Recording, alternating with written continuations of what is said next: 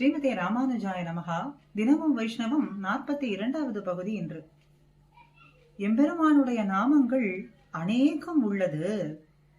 அதை சதா நாம் ஸ்மரிப்பதும் நம் வாயாலே சொல்வதும் தான் நாம் உய்வதற்கான ஒரே வழி என்றுதான் ஆழ்வார்களும் ஆச்சாரியர்களும் நமக்கு காட்டிக் கொடுக்கிறார்கள். ஆனால் பெரியாழ்வாரோ தன்னுடைய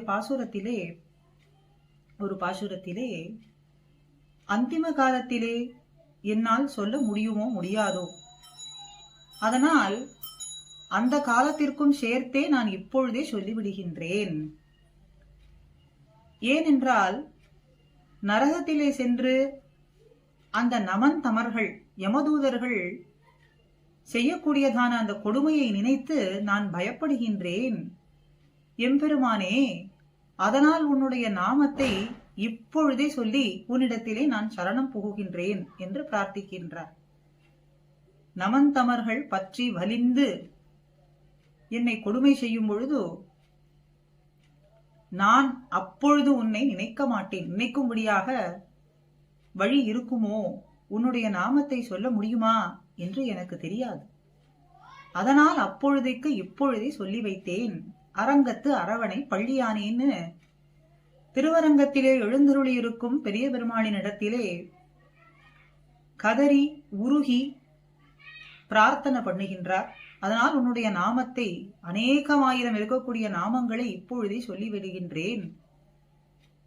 வராக சரம ஸ்லோகத்திலே சொல்லி இருப்பது போலே அந்திம திசையிலே ஒரு கட்டையாகவோ ஒரு கல்லாகவோ நீ இருந்தாய் என்று சொன்னால், நீ எப்பொழுது சொன்னாயோ அப்பொழுது சொன்னதை நான் கணக்கில் எடுத்துக்கொண்டு நீ கல்லாகவும் கட்டையாகவும் இருக்கக்கூடிய சமயத்திலே நான் உன்னை நினைப்பேன் என்று எம்பெருமான் காட்டிக் கொடுக்கின்றார். ஆக ஆழ்வார்கள்லாம் சொல்வது எம்பெருமானுடைய நாமத்தை அப்பொழுதைக்கு இப்பொழுதே சொல்லுங்கோள். நாவு இருக்கின்றது, நாராயணா என்ற நாமமும் இருக்கின்றது, பின்ன எதற்காக காலதாமதம்? அதனால் அவனுடைய நாமங்களை சதா சொல்லுங்கோள் அப்படின்னு காட்டுகின்றார்கள். ஆனால் பெரிய ஜீயரோ தன்னுடைய பாசுரத்திலே நமக்கு எம்பெருமானுடைய நாமத்தை காட்டிலும் எம்பெருமானாருடைய நாமத்தையே சதா சொல்லிக் கொண்டிருங்கள், அதுவே உய்வதற்கான ஒரே வழி.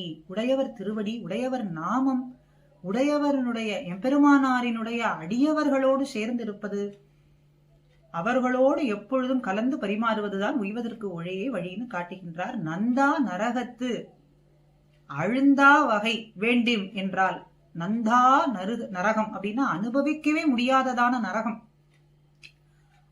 கேட்டாலே நமக்கு எல்லாம் பயம் ஏற்படும்படியாக அந்த நரகத்தில் இருக்கக்கூடிய கொடுமைகள். அப்படி நந்தா நரகம், அனுபவிக்கவே முடியாததான நரகத்திலே செல்ல வேண்டாம் அப்படிங்கிற ஒரு ஆசை இருக்கு, உங்களுக்கெல்லாம் இருக்கின்றது அப்படின்னு சொன்னால் நீங்கள் செய்ய வேண்டியது என்ன? என் தாதையான எதிராசனை நன்னும். என் தாதை என்னுடைய பிதாவானவர், தாயும் தந்தையும் எனக்கு நீயே எதிராசா என்று சொல்றார். எல்லாமே உரு பெரும் செல்வமும் தந்தையும் தாயும் என்ன அமுதனார் காட்டுவது போல இவரும் தாயும் தந்தையும் எனக்கு நீயே, எந்தனுக்கு நீயே எதிராசான்னு சொல்றார். அதுபோல என் தாதையான எதிராசனை நன்னும், அவரினுடைய திருவடிகளிலே சென்று ஆசிரியுங்கோள், அவருடைய திருவடியை சிக்கென பிடித்துக் கொள்ளுங்கள், சரணம் என்று அவர் திருவடிகளிலே சென்று அடையுங்கோள். நந்தா அனுபவிக்கவே முடியாததான நரகத்திலே செல்ல வேண்டாம் அப்படிங்கிற ஆசை இருந்தால் என்னுடைய பிதாவான, எனக்கு ஹிதத்தையே செய்யக்கூடியவரான, சர்வருக்கும் ஹிதத்தையே செய்யக்கூடியவரான எதிராசரை ஆசிரியுங்கோள். அதுக்கு மேலே அவருடைய அந்தாதியை அனுசந்தியுங்கோள். பிரபன்ன காயத்ரி, மோட்சத்துக்கே உபாயமா இருக்கக்கூடியதான அந்தாதி. அந்த அந்தாதி ராமானுசா அப்படிங்கிற நாமங்கள் பல பாட்டுக்கள் தோறும் கொண்டிருக்கக்கூடிய பிரபன்ன காயத்ரியான மோட்சத்துக்கே உபாயமா இருக்கக்கூடியதான இந்த அந்தாதியை சதா அனுசந்தியுங்கோள். அவருடைய தொண்டர்களோடு கூடியிருங்கோள்.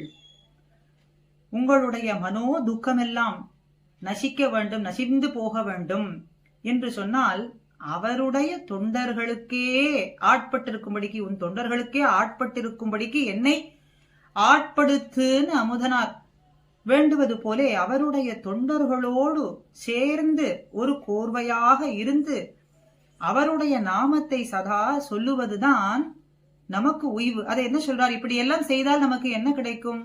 முக்தி பின் சித்திக்குமே. அவன் தொண்டர்களோடு சேர்ந்திருந்து ராமானுஷான்னு பாட்டுக்கள் தோறும் இருக்கக்கூடியதான இந்த அந்தாதியை சதா அனுசந்தித்துக் கொண்டிருந்தால் முக்தி பின் சித்தித்து விடும். எப்படி மோட்சம் என்பது கிடைக்காமல் சென்று விடும் என்றுதான் கேட்கின்றார்.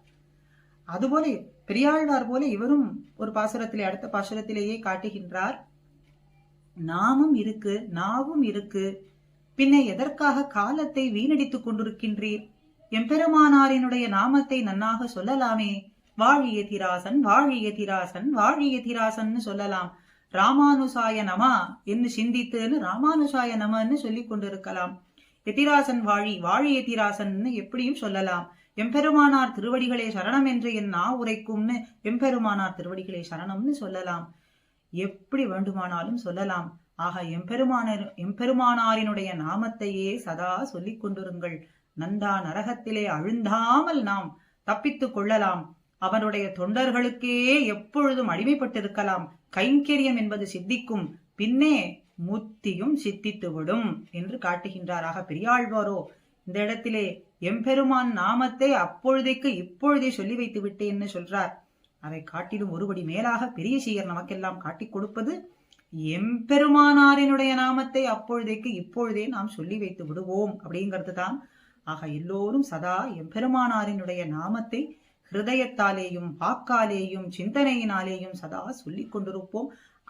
அதற்கு அப்படிப்பட்ட பாக்கியத்திற்கு நமக்கு பெரிய சீயர் சொல்லும்படியான பாக்கியத்திற்கு சிந்திப்பதற்குமே அவருடைய அருள் இல்லை என்றால் நாம் சிந்திக்கிறது கூட நடக்காது. அதனாலே அதெல்லாம் நடப்பதற்கு பெரிய சீயனுடைய திருவருளும் எம்பெருமானாரினுடைய அனுகிரகமும் நமக்கு கிடைக்கட்டும் அப்படின்னு அடியேன் இந்த பதிவிலே பிரார்த்தித்துக் கொள்கின்றேன்.